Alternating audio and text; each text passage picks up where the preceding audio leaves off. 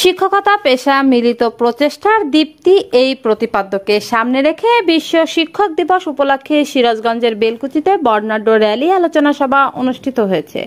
রোববার 5 অক্টোবর সকালে বিশ্ব শিক্ষক দিবস উপলক্ষে বিশ্ব শিক্ষক দিবস 2025 উদযাপন কমিটি বেলকুচি শাখার আয়োজনে একটি বর্ণাঢ্য র্যালি বের হয়ে এতে সরকারি বেসরকারি শিক্ষা প্রতিষ্ঠানের শিক্ষক শিক্ষার্থী জনপ্রতিনিধি ও অভিভাবকরা অংশগ্রহণ করেন।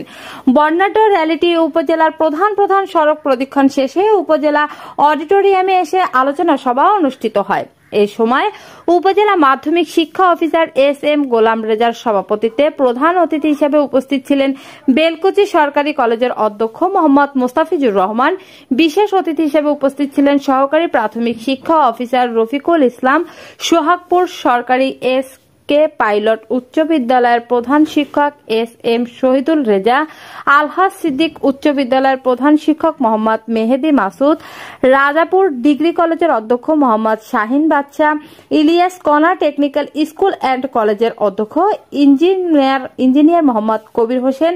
এ সময় বক্তব্য রাখেন শ্যামগাতি সরকারি প্রাথমিক বিদ্যালয়ের প্রধান শিক্ষক মোহাম্মদ আব্দুল হালিম, ধুকুরিয়া বেড়া দক্ষিণ সরকারি প্রাথমিক বিদ্যালয়ের সহকারী শিক্ষক ইফতেখার মোহাম্মদ আহসান উল্লাহ প্রমুখ। সংবাদের আলো ডেস্ক নিউজ।